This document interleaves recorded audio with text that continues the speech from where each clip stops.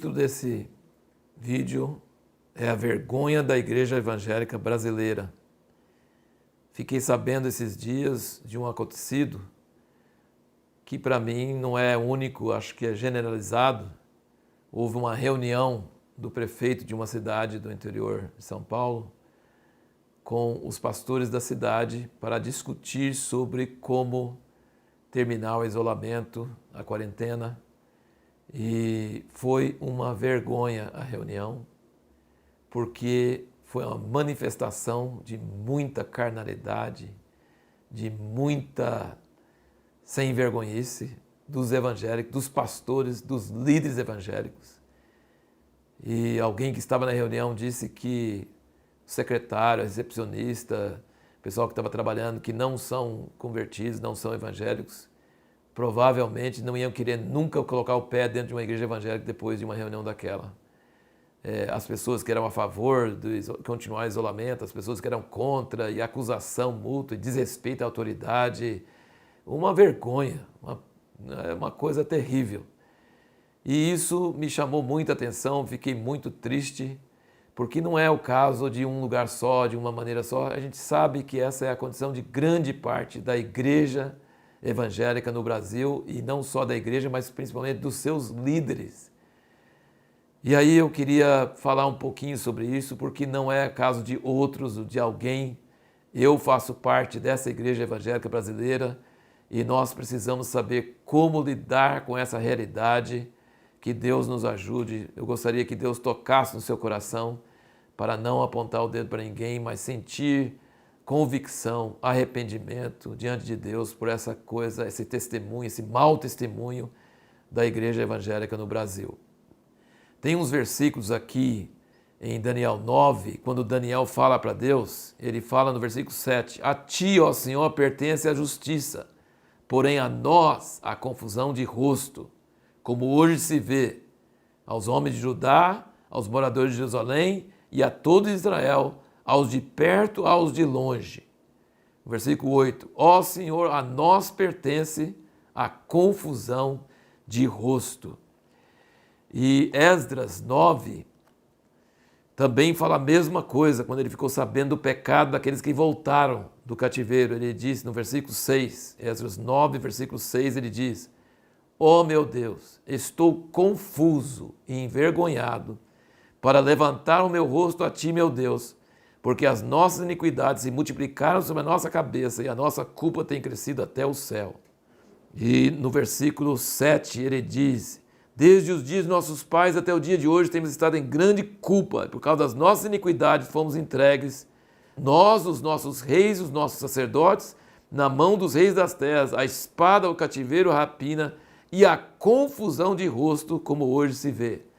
Confusão de rosto, biblicamente, é essa vergonha. A gente fica envergonhado de ver o papel que aparece em nossas reuniões, às vezes com políticos, às vezes em concílios de igreja, às vezes reuniões de presbitério. Coisa vergonhosa, não mostrando Jesus. Quando o mundo olha para a igreja, infelizmente a igreja evangélica brasileira, muitas vezes ele não vê Jesus. Ele vê egoísmo, ambição, religiosidade, hipocrisia, justiça própria, divisão. É uma coisa lamentável. E o nome de Deus é envergonhado por causa de nós. E o mundo não crê por causa de nós. Romanos 2, 24, Paulo está falando com os judeus, mas era o povo que levava o nome de Deus, e hoje é a gente que leva o nome de Deus, porque nós somos o povo da Bíblia. Em Romanos 2, 24 diz, assim, pois por vossa causa o nome de Deus é blasfemado entre os gentios. Que coisa triste. Ezequiel, capítulo 36, Deus fala sobre a vergonha do nome dele. Ezequiel 36, versículo 20. Chegando as nações para onde foram, profanaram o meu santo nome, pois se dizia deles, são estes o povo do Senhor e tiveram de sair de sua terra. Mas eu os poupei por amor do meu santo nome, que a casa de Israel profanou entre as nações para onde foi. E depois, no versículo 22, ele diz, mas em atenção ao meu santo nome, que tendes profanado entre as nações para onde fostes, E eu santificarei o meu grande nome, que foi profanado entre as nações, o qual profanaste no meio delas. E as nações saberão que eu sou o Senhor, diz o Senhor Deus, quando eu for santificado aos seus olhos. Então, Deus sabe que o nome dele é carregado por nós, povo de Deus que valoriza a Bíblia, que usa o nome de Deus, e o mundo que não valoriza a Bíblia e não usa esse nome, olha para nós, e quando eles veem nós manifestando essas atitudes tão carnais, tão semelhantes ao mundo, o nome de Deus é profanado. E Jesus disse na oração do Pai Nosso: santificado seja o teu nome. Que coisa tremenda que nós precisamos pedir a Deus misericórdia. Segundo Samuel 12:14, o profeta Natan fala com Davi, por causa do pecado dele, que não poderia curar o neném dele, o filho dele, que era filho do adultério, porque poderia dar ocasião para os inimigos de Deus blasfemarem.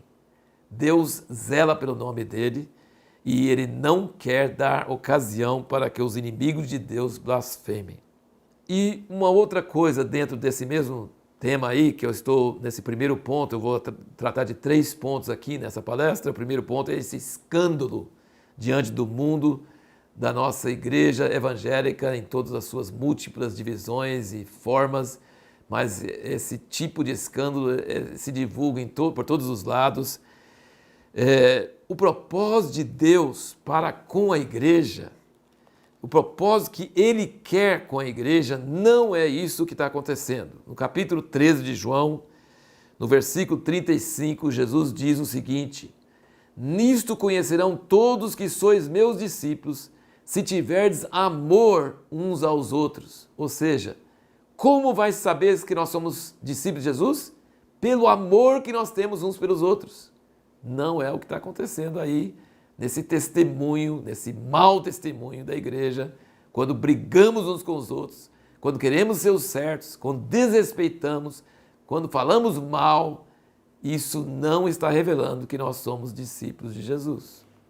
E no capítulo 17, Jesus, na sua oração ao Pai, ele diz, no versículo 21, para que todos sejam um, assim como tu, ó Pai, és em mim e eu em ti, que também eles sejam um em nós, para que o mundo creia que tu me enviaste. Como que o mundo vai crer que Deus enviou Jesus?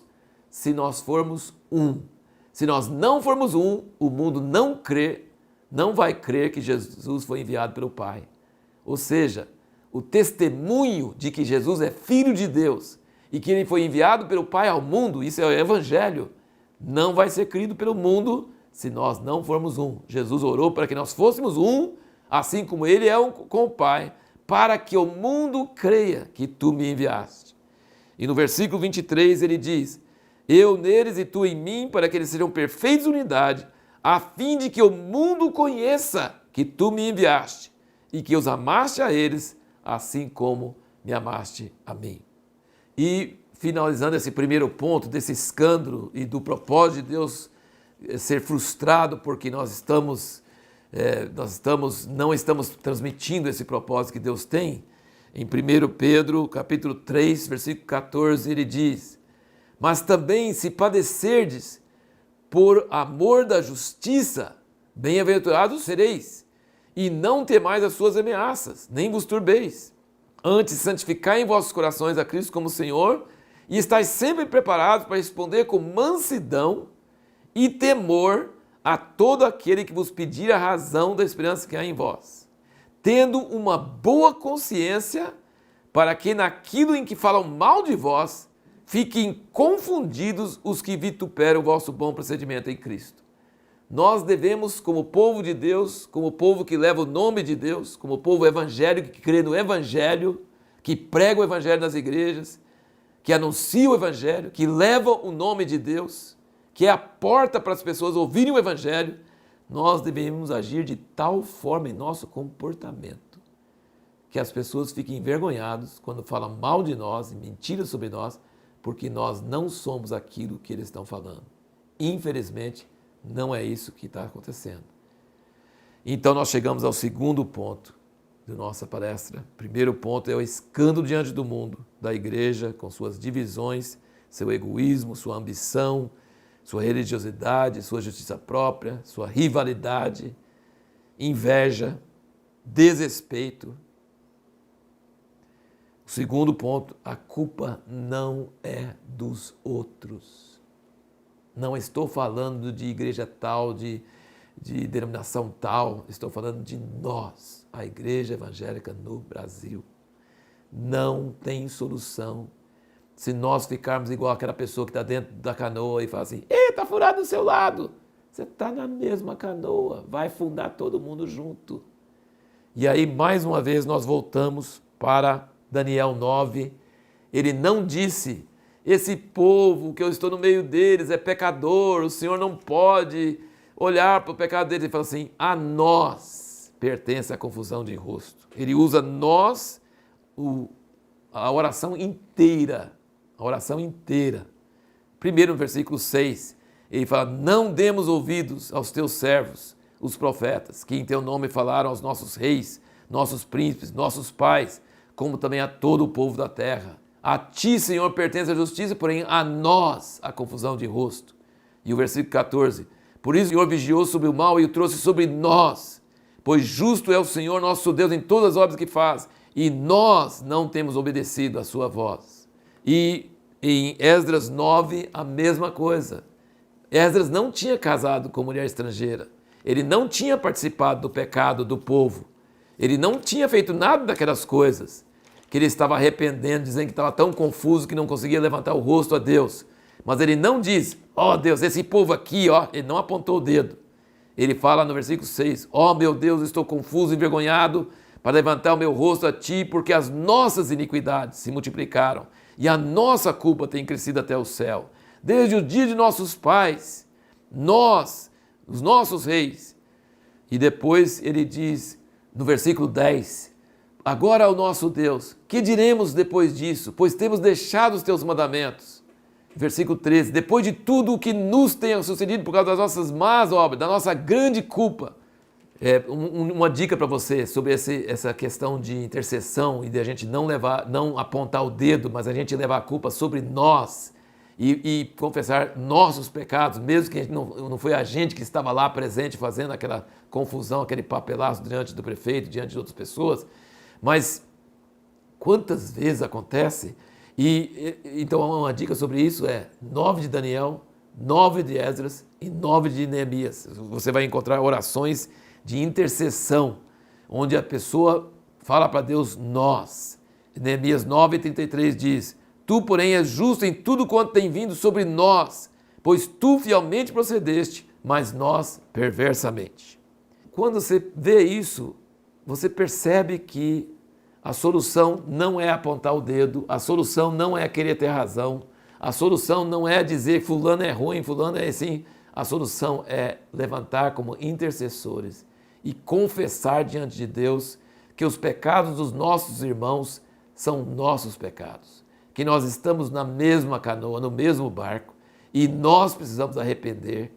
Nós não estamos com um destino separado dos nossos irmãos, nosso destino está ligado aos nossos irmãos, a nossa história é a história dos nossos irmãos, e a solução não é criticar os outros e apontar os dedos. A situação é ficar triste diante de Deus, arrepender, dizer que está com confusão de rosto e pedir perdão de Deus por esses pecados, por essa carnalidade e por esse papelaço que a igreja evangélica muitas vezes tem feito e tem apresentado diante do mundo.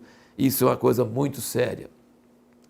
Em Ezequiel 22, Deus fala o que ele procura para poder trazer perdão para uma terra. Ele não procura muita gente, ele não precisa de muita gente, ele precisa de pouca gente. Lembra do caso de Abraão intercedendo por Sodoma e Gomorra? Ele falou, Deus, se tiver pelo menos 10 lá, o Senhor salva a cidade? Deus falou assim, salvo. Então Abraão intercedeu e Deus não achou nem 10, mas tirou Ló de lá por causa da intercessão de Abraão. Abraão se colocou diante de Deus, entre Deus e o objeto da sua ira, que era Sodoma, que nem era povo de Deus. E ele intercedeu por eles. E Moisés intercedeu pelo povo de Deus, disse a Deus, risca meu nome do livro da vida. mas salva teu povo. Ele se colocou entre Deus e o objeto da sua ira. Falou assim, antes de eu castigar o povo, me castiga primeiro. E nós vemos a atitude de Paulo. Em Romanos 9, ele diz, eu desejaria ser anátema, separado de Cristo. Sabe o que significa isso? Ir para o inferno por causa do meu povo, por amor do meu povo. Então não é a atitude que vai curar essa situação da igreja evangélica brasileira, não é a gente criticar, não é a gente falar mal, não é a gente apontar o dedo, mas é entendermos que o nome de Deus tem sido blasfemado por nossa culpa. Nós fazemos parte desse quadro horrível e nós precisamos chegar diante de Deus com confusão de rosto, envergonhado e dizer, Deus, perdoa, Deus, tenha misericórdia, Deus, santifica o teu nome. Tu prometeste começar juízo na tua casa, tem misericórdia de nós, julga-nos, ó Deus, purifica-nos, tira essas atitudes terríveis de nós, para que o povo do mundo, ao nos ver, possam ver a tua imagem, possam ficar envergonhados quando nos falam mal de nós, quando mentem sobre nós, quando dão um falso testemunho, que eles não sejam escandalizados por atitudes que são iguaizinho ao mundo, igualzinhos os políticos, quando dá aquela confusão no Congresso e brigam com o outro, e xingam um ao outro, e chamam em nome feio um ao outro. Como pode acontecer isso entre pastores, entre líderes? Desrespeito, inveja, egoísmo, cada um procurando o seu, falando mal, maledicência.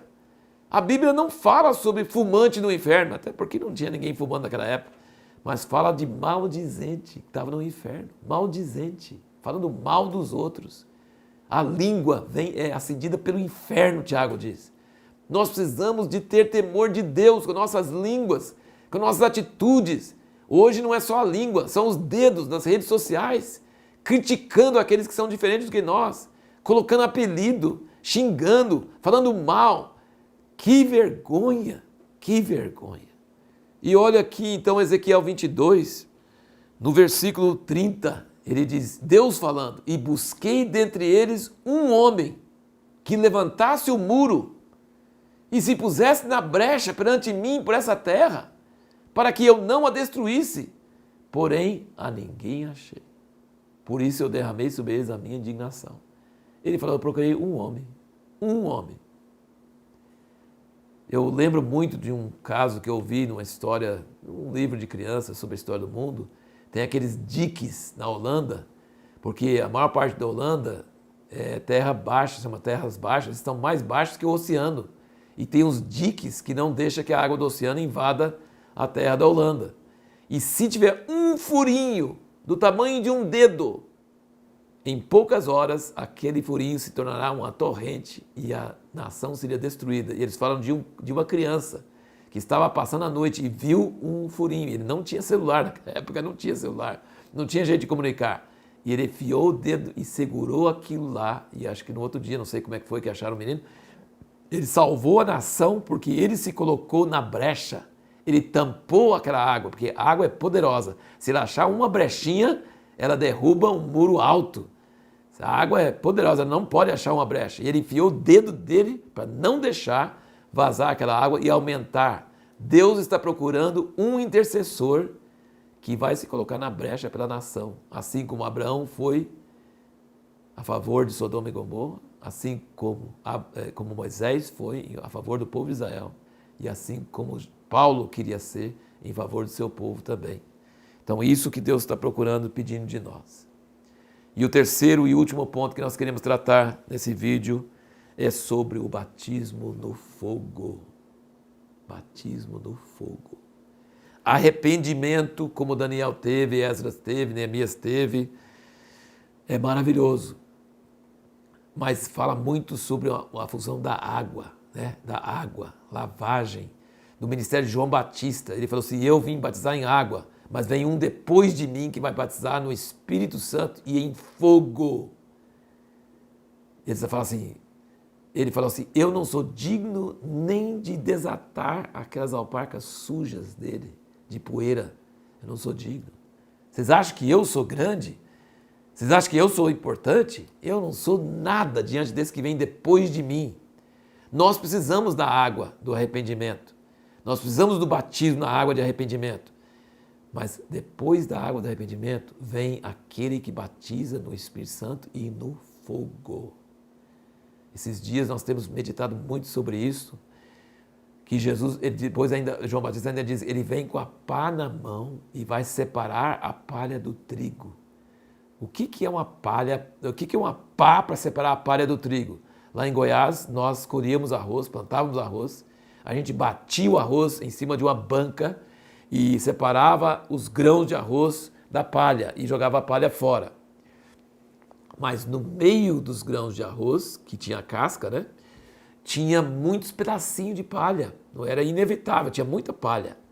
E aí tirava tudo fora da banca, tirava toda a palha grande, comprida, e pegava a pá e jogava aqueles grãos de arroz para cima. E o vento vinha e levava os pedacinhos de palha embora e caía o grãozinho puro em cima do pano, em cima da lona que estava no chão. Então, quando diz que Jesus vem com a pá na mão, significa que ele vai fazer isso, que ele vai pegar as pessoas e vai jogar para cima. O que é de Deus fica, o que não é de Deus voa, o vento sopra, a palha vai embora e o grão desce, porque o grão é pesado, o grão tem conteúdo, a palha não, o vento espalha a palha. E então, sim, nós precisamos entender que a igreja no mundo e a igreja no Brasil vai passar pelo fogo, o fogo vem. Quando foram batizados no Espírito no dia de Pentecostes, tinha chama de fogo sobre cada um deles, dos 120. Eles não só falaram em línguas, tinha chama de fogo. Avivamento é maravilhoso quando sentimos a presença de Deus, quando tem curas, quando se fala em línguas e profecia. Mas tem algo muito mais forte do que só batismo no Espírito para falar em línguas e profecia e curas. Tem o batismo no fogo. É sentir os olhos de fogo. Fala no Apocalipse 3 vezes que Jesus é aquele que tem olhos de fogo. Se Jesus olhar para nós com aqueles olhos de fogo, é pior que um raio-x. Ele vê tudo que tem em nós. Ele vê muita coisa que os homens não veem, que as pessoas não veem, que nós mesmos não vemos. E esses olhos de fogo queimam.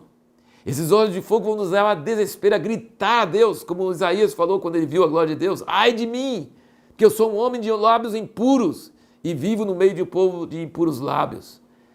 E aí veio o querubim, o serafim, com tenaz. O serafim estava com medo de ser queimado. O serafim não aguentava o fogo. Ele veio com a tenaz e botou essa brasa onde? Nos lábios. É o lugar mais sensível do corpo humano.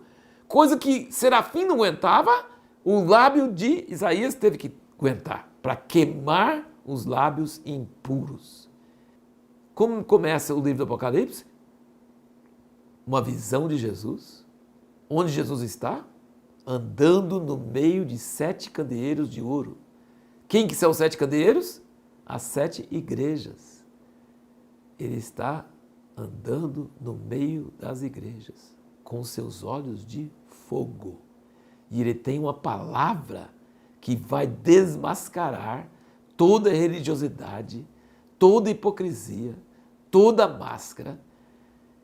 É isso que Deus quer trazer para nós nesses dias. Profundo arrependimento e profundo pavor da ira de Deus contra o pecado em nossos corações e dentro da igreja. A igreja brasileira evangélica, ela precisa ser passada pelo fogo de Deus. Você está preparado para isso? Você está querendo isso? Você está aberto para isso? Porque é muito bom sentir a presença de Deus, sentir o amor de Deus, sentir o perdão de Deus. Mas do jeito que a igreja está, ela não está manifestando o amor de Deus e a santidade de Deus e a pessoa de Deus. Nós não estamos santificando o nome de Deus. O mundo não está olhando para a igreja e vendo Jesus. Nós precisamos defender a justiça, defender as coisas certas, mas nós não podemos lutar com armas carnais. Nós não podemos pegar do poder natural. A igreja durante a Idade Média ela tinha muito mais poder do que a igreja tem hoje, mas infelizmente no Brasil os evangélicos acham que por ter um presidente temente a Deus, que ora, que busca Deus, que fala da Bíblia, que agora é nosso lado que está vencendo. Gente, não tem lado para vencer. Não tem que influenciar o presidente para favorecer as igrejas evangélicas. Não, ele é presidente do Brasil. Ele é para fazer justiça para o Brasil. Ele não é um presidente para os evangélicos. Ele é um presidente para fazer justiça no país. E nós não precisamos ter vantagem nenhuma. Nosso reino não é daqui. Nosso reino é de lá, dos céus, lá do alto. Nós somos estrangeiros e peregrinos. Nós não deveríamos estar procurando vantagem nenhuma para nós. Nós deveríamos ir denegrindo inimigos e colocando nomes e apelidos e brigando e xingando. De jeito nenhum. Nós somos chamados para ser como Jesus foi na primeira vinda. Manso, não levantando a voz na praça. Sabe? Ele veio, eles esperavam um rei que ia estabelecer justiça. Não, ele não apagava a candeia que estava fumegando. Ele não quebrou aquilo que estava quase quebrado. Ele foi manso, humilde, quebrantado, chorando pelos inimigos, chorando pelas pessoas que estão erradas. Que Deus tenha misericórdia de nós, meus irmãos. Que Deus tenha misericórdia de nós. Que Ele nos ajude a ter arrependimento profundo, a sentir trauma do pecado, a sentir temor de Deus, a sentir aquele fogo dos olhos de Deus olhando para nós, ter um terror santo, ter trauma do pecado, não ter essa cara lavada, não ter esse negócio de um verniz religioso, um verniz evangélico. Nós precisamos ter profundo temor de Deus, profundo arrependimento. Fogo não é uma coisa simples, meus irmãos. E Jesus não veio batizar em água. João Batista veio batizar em água. Jesus veio batizar no fogo. Ele veio com a pá na mão. Ele veio para separar a palha do trigo. Então eu creio com todo o meu coração que Deus quer usar o Brasil no mundo, que Deus quer levantar a igreja brasileira para ser forte, para ser sacrificial, para mandar mensageiro, mandar missionário para toda parte do mundo. Eu creio mesmo de todo o coração nisso. Eu creio que a igreja brasileira pode ser levantada para ter uma palavra profética para os políticos, para os governantes, para os corruptos, mas não desse jeito que está aqui, não. Não desse jeito, não. Tem que tratar primeiro com a maldade, com a carnalidade, com a ambição, com o uso de armas carnais. Não é contra carne e sangue que temos que lutar, é contra principados e potestades. Nós temos que orar por governador, por senador, por deputado, por presidente, porque são as autoridades, seja quem for, de qual partido for. Se for eleito e está no governo, nós temos que orar por eles. No tempo de Paulo, eles oravam por imperadores romanos horríveis, muito piores do que qualquer governador ou presidente que nós já tivemos. E falou para orar por eles. Então nós não somos de partido, nós não somos dessa terra, nós somos pessoas que têm que manifestar o amor, a santidade, a ira, o poder de Deus em nossas vidas. Que Deus nos ajude a receber esse fogo em nossos corações, individualmente, como líderes, como igrejas, e que nós choremos quando nós vemos coisas erradas acontecendo pela igreja e vendo o mundo sendo escandalizado pela igreja, vendo o nome de Deus envergonhado, arrastado na lama por causa da nossa jeito de agir. E não vai apontar o dedo para os outros, não. Vamos entender, Deus, nós queremos que a tua igreja no Brasil seja transformada, seja uma igreja que santifica o teu nome, que o Senhor seja exaltado por meio dessa igreja, que o Senhor possa olhar para essa igreja e falar, eu quero voltar para essa igreja. Claro que eu estou falando principalmente da igreja evangélica, porque eu vejo mais esses escândalos no meio da igreja evangélica, mas eu creio que tem servos de Deus maravilhosos em outras partes que não são evangélicas também, e que Deus quer purificar toda a igreja, não só a igreja, o povo evangélico, mas todos aqueles nascidos de novo, que são de Cristo, que Deus levante um povo que se ama de paixão, que todos saibam que nós somos discípulos de Jesus porque nós amamos uns aos outros e porque nós respeitamos autoridades e porque nós somos humildes e quebrantados e que nós choramos quando nós ficamos sabendo de qualquer coisa que envergonha o nome de Deus. Que Deus abençoe você.